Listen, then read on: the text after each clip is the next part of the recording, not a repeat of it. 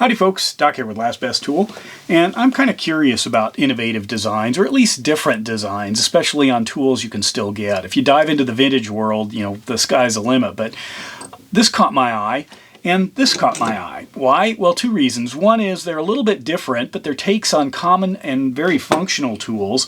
They both are Japanese tools, and they both are fairly highly rated tools.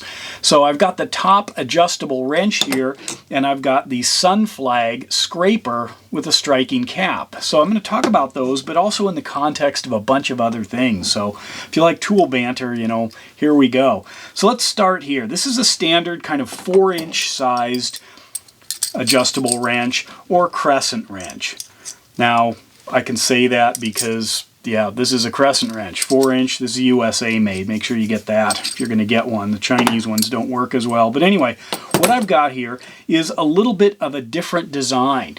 Let's start here. This is interesting. It says 7 to 26 millimeter. And you're probably thinking, why is there a minimum? The minimum should be 0. Well, on this one, there's your minimum. That's your 7 millimeter. That's it.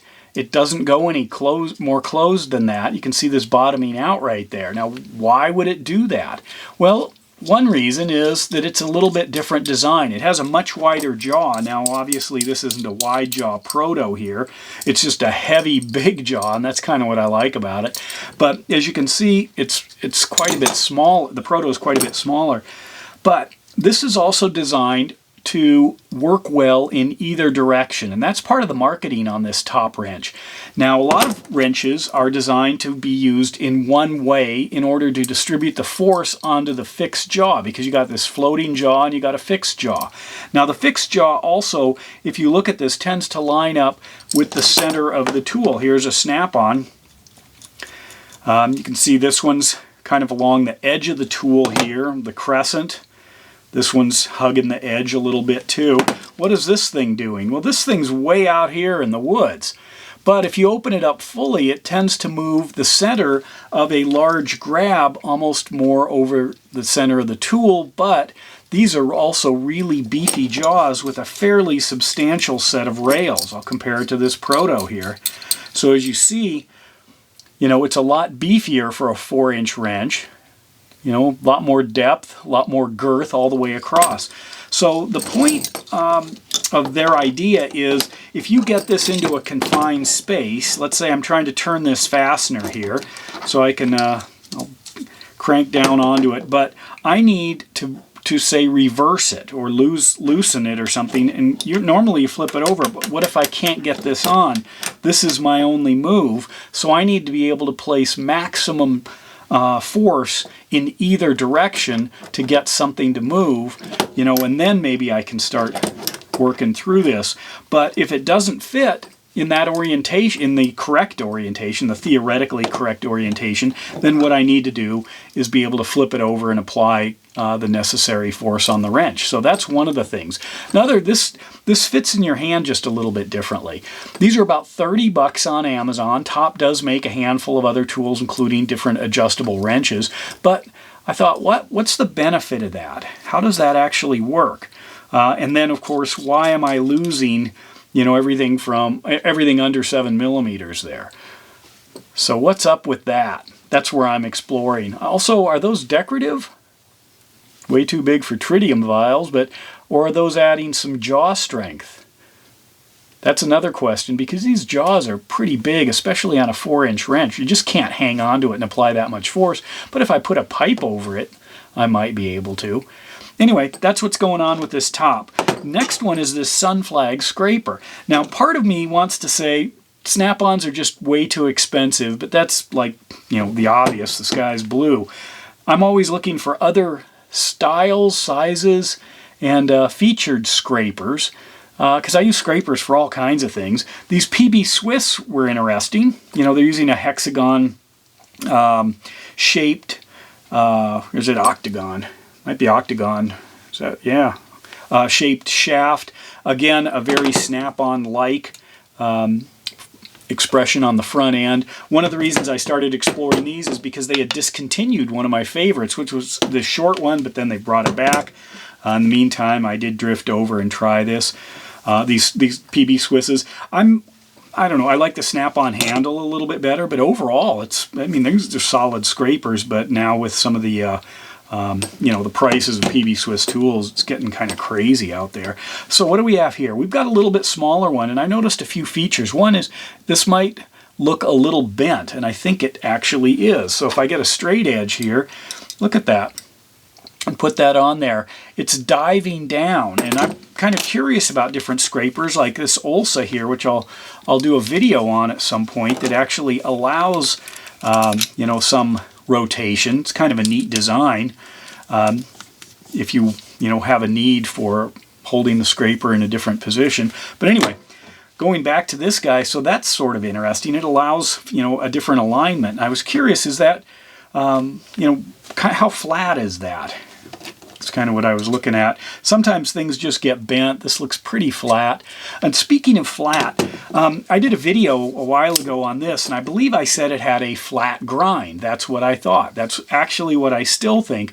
But I saw a Catus Maximus video about this knife. It's kind of an icon meme knife. And he said it was actually a hollow grind. And the way you could tell had to do with the reflection of light. So if you get it in the right position, you can see the light, like a light band moving back and forth. And the only way you can do that is with a flat grind. And I'm not really able to do that. So if I get a flat grind, and I'll use this buck here because that's kind of my conventional flat grind wisdom here. This is what I was used to. See that? Let's see, right there. See that edge that I can easily move back and forth across? That's what a flat grind does. And then here's a Civivi with a, you know, a fairly stout flat grind. You see that, the way that, it's like a reflecting dish. So it moves back and forth, and I go back to this icon, you know, and am I seeing that? I'm not really seeing it. It's like all or nothing. So if I put a flat surface on it, I'll use this Snap-on Tools little thing here. Am I seeing any light under there? You know, right there? I'm not. Are you? Can get a nice pretty reflection. That looks flat to me. This is what it looks like on the buck. You can see there's obviously a big concavity there. And then this is the Civivi, which has a pretty pronounced grind, hollow grind there. You can see there's a big dip. You could read through that hole there. So if Catus Maximus got a hollow grind one, it's different than this one. So that's interesting. I've had this, I think I got it shortly after they came out. So, but then I also broke one, and then I got a, I don't know which one this is, if it's new or old. Maybe weigh in on what you see. But I thought that was interesting because I've used that same technique now, that rotating back and forth, to try and check and see if things are hollow grinds. I'll show you this while we're here, and this is the opposite of a hollow grind, and it's actually my favorite kind of grind on my hunting knife here, and this is called a convex grind. So if you see this, you see that it's raised up. It's completely different than the hollow grind. I'm not a big fan of hollow grinds.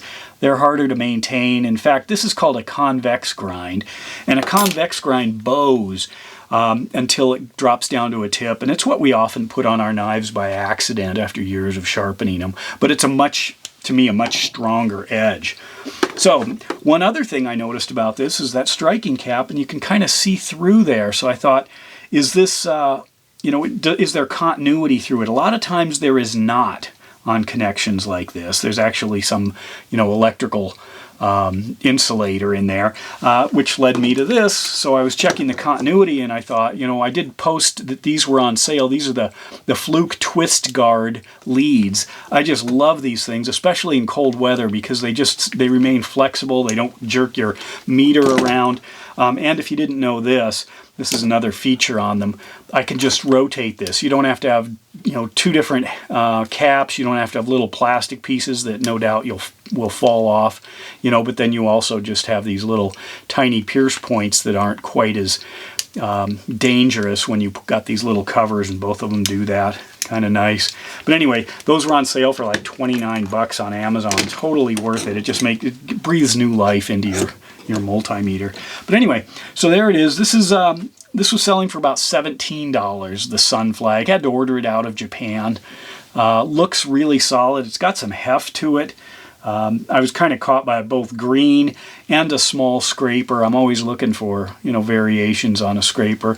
And then it was kind of a benefit to actually see that they put some effort into it. Some of the aftermarket, or not aftermarket, the snap-on copy type scrapers, they might just bend them. They aren't really machined or engineered or ground that way, whereas this one looks like they took some extra time to make sure and line everything up. Haven't checked the hardness of the steel, but $17, and these, they're starting to get into the 30s, 40s, even $50 for it, which brings me to these while we're bantering, or at least I am, and I love these striking scrapers. These are fabulous, but I just noticed that the sets, you buy them in sets of 3, they're pushing $200 now. I've got basically one from each set. There's a narrower set, this is part of it, and then the standard that has a few different shapes. They come in 3 in a set, and so there are 6 different ones, and they're averaging over $60 a piece. That's crazy. So you can drop your $200+ if you want, with tax, I guess, if you live in a state that has that. I've heard about them, but anyway, it's just getting outrageous, so again, why I'm looking at different things. And so this is not electrically conductive, going back to that point. If I hook up the continuity, it doesn't go through.